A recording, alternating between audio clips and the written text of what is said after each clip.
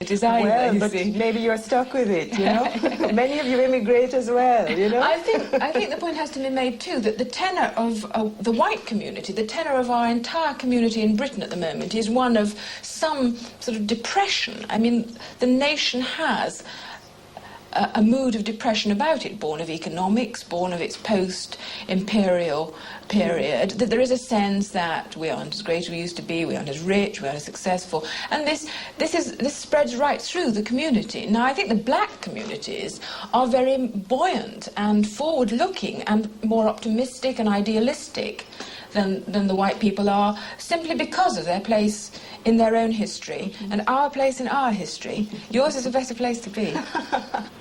And yet, in the absence of black images and opinion in the established media, there has grown up a thriving black media, speaking to and on behalf of black people, airing our views, opinions and issues, and at the same time training a thriving community of black journalists.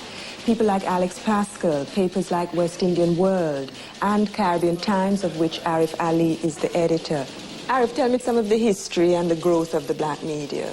It came about because I felt, or we felt, that we had to do these things ourselves. We had to say that what the British press was projecting of blacks in this country, it wasn't so at all. We had to come out and say, this is what we are, because many of us at first tried to get them to publish our articles, criticizing their articles. And what are some of the issues you've defended in the paper over the years? Religion is an item I'm interested in, the Rastafarian religion, and so are you. You're a member of that religion. So.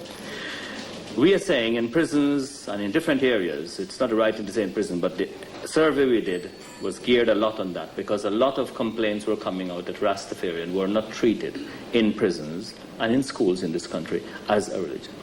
They're quite prepared to get prayer mat for people of the religion of my background, Muslims. I'm sure that the Jewish people would have their bits, and Hindus would have that same, but nothing for the Rastafarian, even though these people are saying, or the Rastafarian are saying, that this is how we want to live. We don't want to eat pork, we don't do so, we want to grow our hair, and this is our religion. And we are saying you have got to accept that, because the country is built on the idea that minorities must be taken care of. You see, the British are worrying about, or they're saying, why the riots?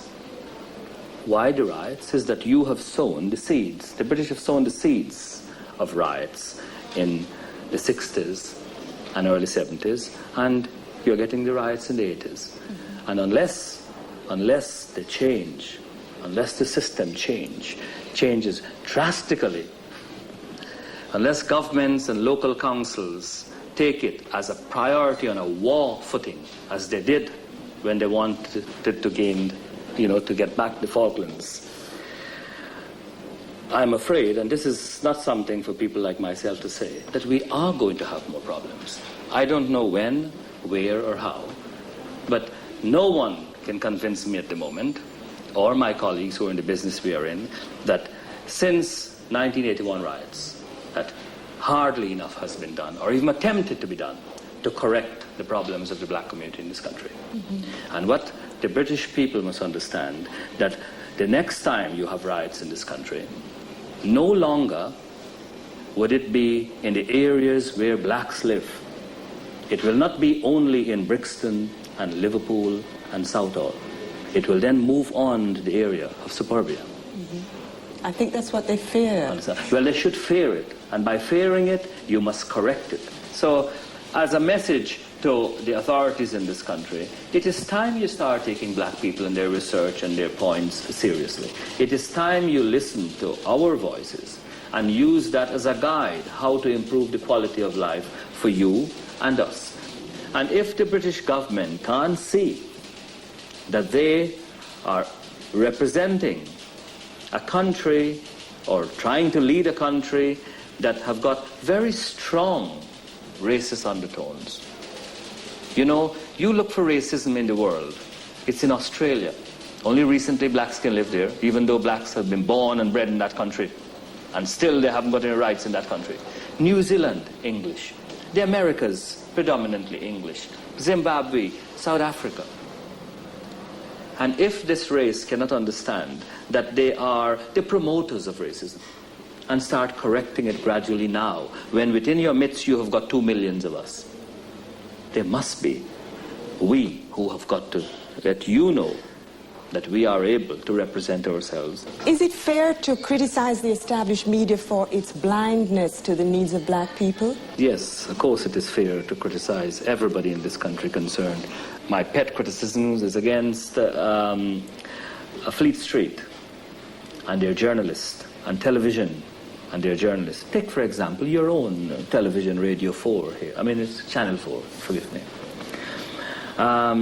This has been set up primarily on the basis that it is geared at a minority presence in this country. A visible minority, as I would say, you would say, ethnic. Nasty little word. But are we going to get benefit of this station? You're here doing it. You've got a white director, and I hope she doesn't mind me saying so. And you all don't dare cut this out, you know, right? But I'm sure, I want to throw something at you. I had a meeting with your director this morning. I'm having a meeting now with you. I'm sure that the people who are going to benefit from Channel 4 primarily would not be black journalists. It would be white journalists. It would be white producers. It would be white directors. And I'm saying to Channel 4 now, if Channel 4 bosses have got the guts to allow my statement to go out, I'm saying to Channel 4, unless you can do the job that you got the franchise on, we, the black community, if you don't give us a chance to get the gravy, we would turn against you and say you should not be there. And your franchise should be withdrawn because you're not doing what you went out or you've set out to do.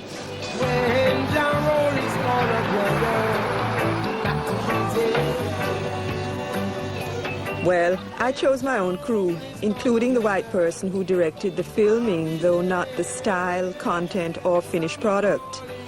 And personally, I'm optimistic about Channel 4, but time alone will justify my faith. Some call him Jesus Christ, I call him Rastafari. Some call him Allah, I call him Jah. Sister Scala, you regularly organize gatherings like these where sisters can get together, and in fact on a wider level where black people can get together. How long have you been doing this and why? From 1979, starting the beginning of 1980. Why? Because we were looking at the situation and seeing the decline in our people. We weren't doing anything that we were supposed to be doing. More people were dying. A youth had killed another youth over a pair of shoes. A sister had ended up getting thrown through a window and ended up in a wheelchair. And looking at those things, we said, well, we have something that we can offer. Let's offer it before we all destroy ourselves, yeah? So, you know, some people say that Rasta is not a political movement. Would you agree with this? Oh no, they have no idea what politics is. Rasta is very political because we've grown up from the 60s, the 70s. We're coming back from the 20s and the 30s. Political in the sense that we're saying Africa for the Africans at home and abroad, exactly what Marcus Garvey taught us, yeah? Political because now we're confronting the state. Even by just the way we dress, we're showing that we reject what the white man has always talked about. In our politics, our hair, our dress, just by exposing the state for the bad housing situation, the brutality that is committed against black people in England, that is political. The political work you do, why stay here and do it? I have no money to get out, man. So the only thing I have to do is try and organize with people who are in the same position as I am, yeah? That means when we get, it's like building up a business as well. That when we leave here, when we get to Africa, we can move and motivate ourselves without always wondering what to do. A lot of people always say the Rastaman dream is to just smoke ganja and sit under a tree when we get to Africa. No, that's not what we're all about. Motivation and progress. So are you bitter? Oh, at times, yeah.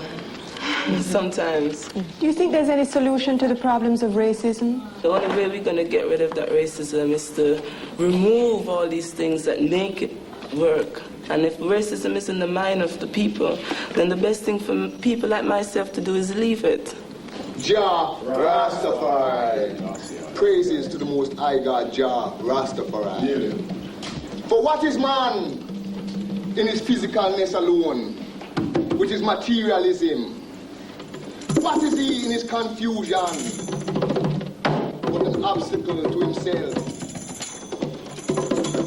I and I, as Ras messengers, come now to bring you the spiritual vibration of His Majesty, the Most High God, Jah Rastafari. Let the drums of Rastafari now roll.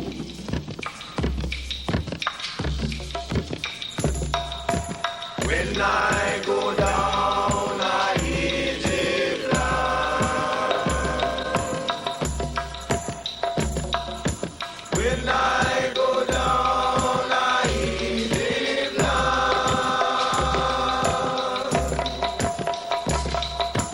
When I go down, I hit it blind.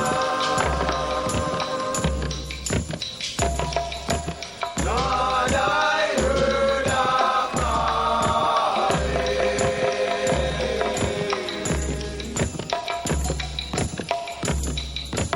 because of you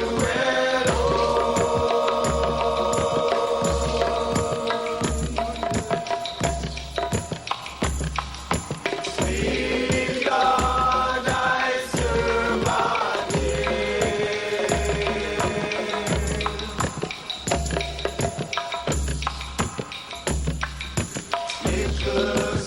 of you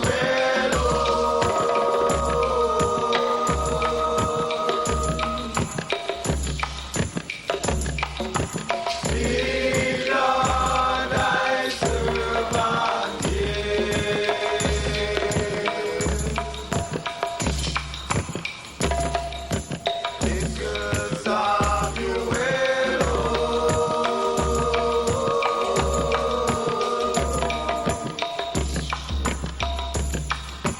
Sweet Lord, I serve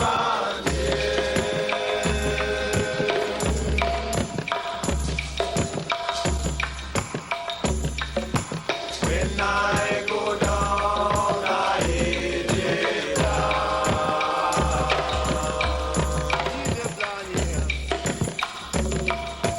When I go down, I hit it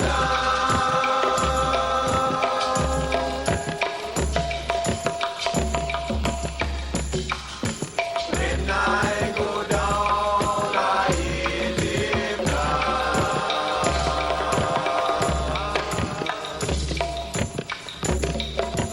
Lord, I heard a calling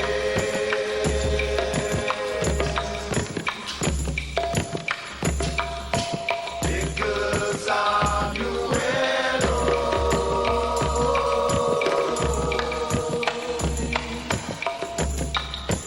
Sweet Lord, I serve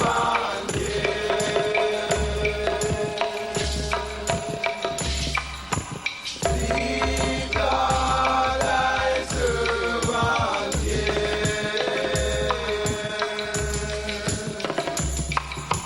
Sweet God, I